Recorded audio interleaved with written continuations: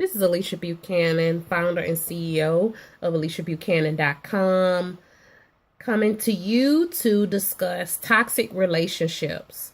What do you do when those who are around you are saying negative words? It's called verbal abuse. It's one of those individual issues that we don't see, that's dealt with in the home, with family members. It could be friends, but how do you manage that? What do you do when someone is belittling you?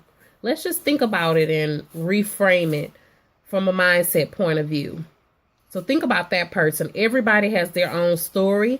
Everyone has their own issues that they're dealing with. So what is the person who is speaking negatively or belittling you while you are dealing in your business, or you are taking on some new journey? So what is it that person is really saying to you? Could it be possibly that person is saying, hey, you're outgrowing me and wait for me? Or they could be saying, I need help in my life. That's something that I want to change about myself. And hey, look at me. You're forgetting about me. You're moving on. So just think about what the words that they're saying and how you can reframe them. So you have one or two options. You can either work to help that person by supporting them and being compassionate towards them, because remember, what they're saying to you, they're actually saying it to themselves. Or two, you could think about leaving that relationship. So let's back up for a minute. If you choose option number one, I support you big time in that journey, especially if it's someone that you've invested and committed a lot of time into a relationship. It could be a long-term boyfriend, girlfriend, or it could be a significant other, like a marital partner, your husband that you're dealing with. So that's option one. Option two, if you decide to leave that relationship completely, and you've seen patterns over time that it's not going to change, it's become very, very abusive situation where you're needing to walk away. You've sat alone in your prayer closet, you prayed about it, you have did the inner work that you needed to do, and you made up your mind that you wanted to leave. I want to take a moment and really, really engage with you in what you're going to do. So here's some steps that you would take in that situation, because a lot of people don't know what to do when they're facing toxic relationships, how they can get out of them, or if they're in them and they want to keep and hold on to that relationship, what they can do to support that person so that they can reframe communication and so that healing takes place, which is a lot of work. But if you're choosing option number two, I'm going to work my way backwards. If you're choosing option number two and you're needing to leave that relationship, think about it. What would you do? How would you do it? Do you have a plan? And the work of domestic violence, I work with different providers and organizations where they always tell you to create a plan of what you're going to do. Oftentimes, it is not safe to involve family members because that person, they know your family members.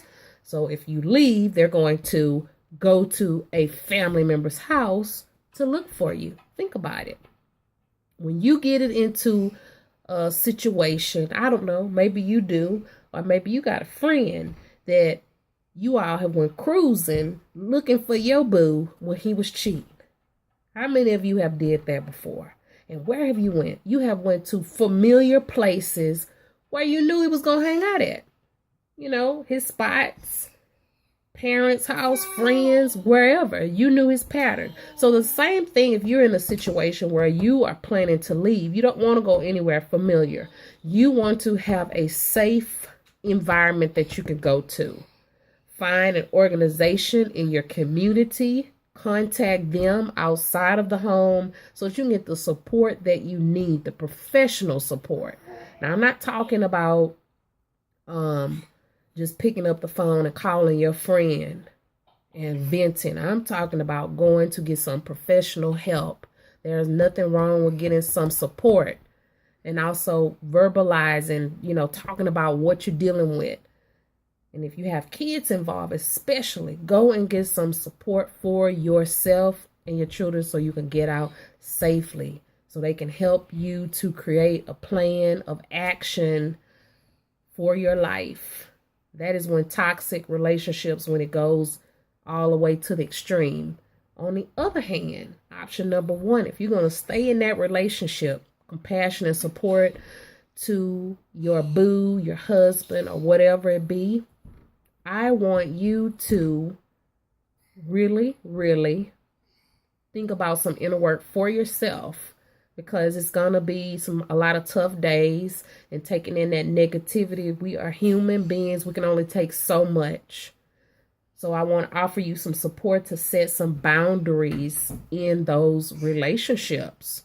What are you going to say every day? How are you going to respond and react? How are you going to keep your own peace of mind so that you can be able to move forward? We use the word move forward so often, but how are you going to really be able to manage and take care of yourself in that particular situation? If you're in this relationship, or even if you have relationships with close family members, and it's bring you a lot of personal conflict, inner violence, where you are becoming a victim. You are creating an environment that is not positive for yourself. And there's a lot of consequences that comes with that. So I want to offer you some support with setting those boundaries in those relationships, because your main objective is to be healthy and happy in your personal, professional, spiritual relationships. So I want to hear from you.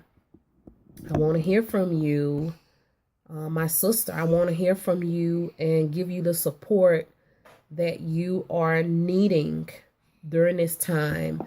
I have one regret that is always in my heart, and it's a personal matter.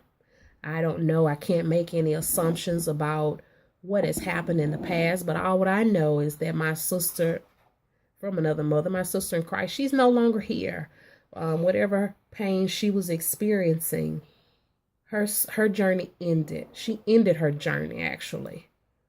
She ended her own journey 8 years ago, and my own personal battles with emotional health issues or mental health issues. I wasn't present. I wasn't able to reach out to her and offer her support because I wasn't present myself. I was recovering from my own hospitalization.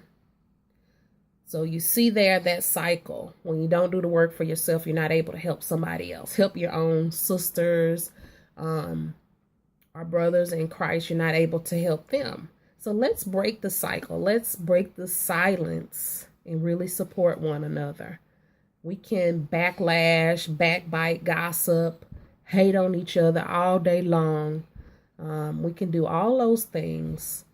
But our work is to really love in action so that, the kingdom moves forward. The kingdom work is pushed forward. That's our purpose. All glory be to God. Stay blessed, encouraged. I hope this video has been impactful to you. Not just inspiring, but impactful for you to take action. Join my Peace of Mind Challenge starting May the 22nd. There'll be a link in this video for you to sign up. It is affordably priced so that I can be able to use the proceeds from that. It's going to support ministry work because I got work to do and I'm here to support you in the work that you're doing. So let's free our minds and speak up. Stay blessed. Talk to you soon.